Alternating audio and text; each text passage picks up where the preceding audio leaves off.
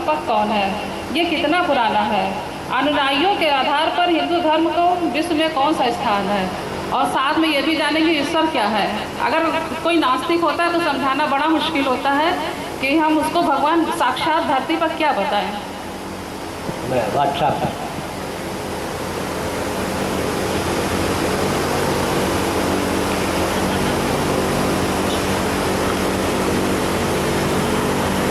भगवान भी समय समय पर अवतार लेकर धर्म संस्थापना करते हैं। धर्म संस्थापनार्थाय संभवम युगे युगे, लेकिन धर्म के संस्थापक भगवान नहीं है। इसका मतलब धर्म का जब ह्रास हो जाता है, धर्म के ह्रास का अर्थ क्या है ये भी समझना चाहिए। 100 व्यक्ति में 99 व्यक्ति अव्वल दर्जे के झूठ बोलने वाले हो गए, तब क्या होता है कि सत्य का ह्रास हो गया या सत्य का लोप हो गया। 100 व्यक्ति झूठ बोलने वाले हो गए, तब क्या होता है, यही कहते हैं ना भाई, सत्य का लोप हो गया। तो धर्म की जब ग्लानि होती है, ग्लानिर्भवति वार्ता, लोप तो पूरा नहीं होता, ग्लानि होती है, पुनः धर्म की संस्थापना के लिए भगवान ने कहा, गीता का 4वां अध्याय में अवतीर्ण होता हूँ।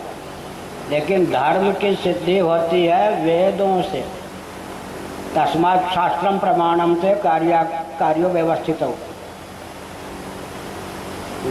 तस्मात् शास्त्रम प्रमाणम से, इसलिए शास्त्र प्रमाण है। वेद धर्म की सिद्धि होती है वेदों के द्वारा, और वेद जो है भगवान उसके उपदेष्टा हैं, रचयिता नहीं। जाति सहज श्वास श्रुतिचारी, जैसे स्वस्थ व्यक्ति जब सांस लेता है तो बुद्धि प्रयत्न की आवश्यकता सांस लेने में नहीं होती। भगवान के सहज श्वास के समान वेद हैं। भगवान भी वेदों को उपदेष्टा हैं, रचयिता नहीं। जैसे भगवान अनादि हैं, भगवान हैं परब्रह्म, वैसे शब्द ब्रह्म रूप वेद भी अनादि हैं। इसलिए सचमुच में धर्म का संस्थापक कोई नहीं है। लेकिन ब्रह्मसूत्र में कहा गया शास्त्र योनित्वात्, ब्रह्मसूत्र है शास्त्र योनित्वात्। इसका अर्थ होता है शास्त्रों के द्वारा भगवान की सिद्धि होती है।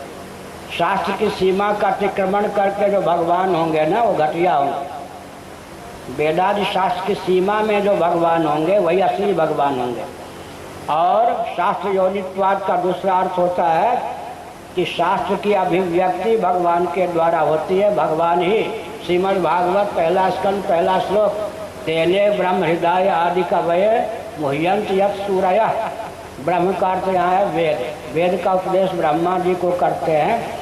इसलिए आपको संस्थापक गिनना ही हो, सच्चिदानंद स्वरूप सर्वेश्वर सृष्टि के प्रारंभ में धर्म की स्थापना करते हैं। लेकिन उस धर्म का परिज्ञान वेदों के द्वारा होता है। इसका लोप नहीं होता, क्योंकि हर देश में, हर काल में, हर परिस्थिति में, हर व्यक्ति के लिए जिसकी उपयोगिता बनी ही रहे उसका नाम धर्म है। धर्म क्या है आपने कहा, जिसके कारण किसी व्यक्ति या वस्तु की उपयोगिता और उसका अस्तित्व, उसकी सत्ता सिद्ध हो, उसका नाम धर्म है। जिसके कारण किसी वस्तु या व्यक्ति की सत्ता और उपयोगिता सिद्ध हो, उसका नाम धर्म है। अग्नि की सत्ता उपयोगिता दाहोद प्रकाश पर्यंत है, पृथ्वी की सत्ता और उपयोगिता गंध पर्यंत है, जल की सत्ता और उपयोगिता रस पर्यंत है। यह तो दार्शनिक धरातल पर धर्म की परिभाषा है। और व्यावहारिक धरातल पर मानवोचितशील, जिसका वर्णन मनुस्मृति आदि में किया गया, धृति क्षमा इत्यादि। फिर जैनों की दृष्टि से विचार करें तो पंचशील, अहिंसा, सत्य, अस्तेय, ब्रह्मचर्य, परिग्रह, मानवोचित स्वभाव का नाम धर्म है। फिर यह होता है वर्ण धर्म, आश्रम धर्म। ब्राह्मणों का जो धर्म बताया गया वो भी धर्म है। धर्म के 2 भेद हैं, अनुष्ठेय धर्म, अनुष्ठान करने पर जिसकी सिद्धि होती है, यज्ञ दान तप। यज्ञ करेंगे तो यज्ञ की सिद्धि होगी, दान देंगे तो दान की सिद्धि होगी, तप करेंगे तो तप की सिद्धि होगी। और एक सिद्ध धर्म होता है, एक साध्य कोटि का धर्म होता है, एक सिद्ध कोटि का। सिद्ध कोटि का धर्म है गंध नामक गुण जो धर्म है, किसमें, पृथ्वी में, वो सिद्ध कोटि का धर्म है। साध्य कोटि का धर्म है यज्ञ दान तप। सत्य बोलेंगे तो सत्य की सिद्धि होगी, यह है। अब कहते हैं कि आजकल नास्तिकता बढ़ रही है। नास्तिकता इसलिए बढ़ रही है कि टेलीविज़न, कंप्यूटर, मोबाइल मार का बच्चे हो गए। ये जो कटाक्ष करते हैं, प्रश्न करते हैं, माता पिता उतने योग्य नहीं है कि उनको संतुष्ट करने योग्य उत्तर उनके पास हो। बहुत अच्छा है। एक डिग्री कॉलेज की प्राध्यापिका प्रोफेसर है लक्ष्मी गौतम, वृंदावन। वो वन महाराज डिग्री कॉलेज में इतिहास पढ़ाती। 2 विषय में पीएचडी है, इतिहास और हिंदी में। संस्कृत में एमए, 3 विषय में एमए, 2 विषय में पीएचडी। उसकी नातिन माने बेटी की बेटी, उसकी बेटी रांची में जज है। नातिन की नातिन उस समय 6 साल की रही होगी, हमको बहुत मानती है। तो वो बाएं हाथ से भोजन कर रही थी। उसकी नानी लक्ष्मी गौतम ने कहा, देखो गुरुजी नाराज होंगे, दाएं हाथ से भोजन कर। 6 साल की बच्ची ने जो प्रश्न कर दिया, डिग्री कॉलेज के प्रोफेसर लक्ष्मी गौतम उसको लेके आई कि महाराज आप जाने इसका समाधान कीजिए, मेरे पास इसका उत्तर नहीं। उसने कहा, नानी ईश्वर ने 2 हाथ दिए, दाएं हाथ से भोजन कर, बाएं हाथ से भोजन न कर। तो भगवान को यही हिम्मत होता, अभीष्ट होता, वो अपनी भाषा में बोली, ब्रज भाषा में, तो 1 हाथ देते दाएं हाथ। अब उसकी नानी घबरा गई, अब मैं क्या उत्तर दूं? मैंने पहले उसकी वकालत की, ठीक कहती हो, ईश्वर ने 2 आँखें दी, अब कहो कि दाईं आँख से देखा करो, बाईं आँख से नहीं, ईश्वर ने 2 हाथ। अब वो बहुत प्रसन्न हो गए कि गुरुजी तो मेरा ही समर्थन करते जा रहे हैं। फिर मैंने जो उत्तर दिया, तो इसका मतलब क्या है? इसका मतलब है कि कंप्यूटर, मोबाइल, ये सब के कारण शरीर को आत्मा मानकर ही सारे प्रकल्प चल रहे हैं। जो प्रश्न धर्म पर आक्षेप के आते हैं, जैसे वर्ण व्यवस्था क्यों, रोटी बेटी एक करो, हिंदुओं को बचाओ, यही तो है ना। आरएसएस का नारा भी यही है।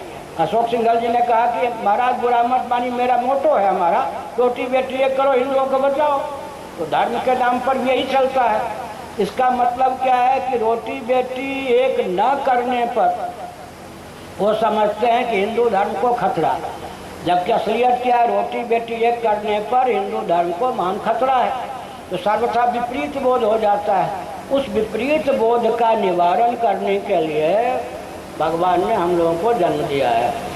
सब बात आप ही लोगों के बस की होती तो हम लोगों को उपयोगिता ही क्या हुआ। और मैंने तो पहले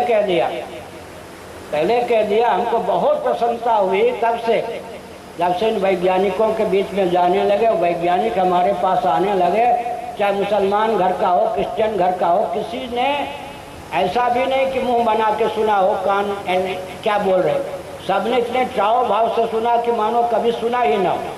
इसलिए सज्जनों, जब दर्शन, विज्ञान और व्यवहार तीनों धरातल पर सनातन धर्म सबके लिए, सब काल में, सब परिस्थिति में उपयोगी है, तो उसकी उपयोगिता को सिद्ध करने के लिए श्रुति, युक्ति, अनुभूति तीनों धरातल पर धर्म के विवेचन की आवश्यकता है।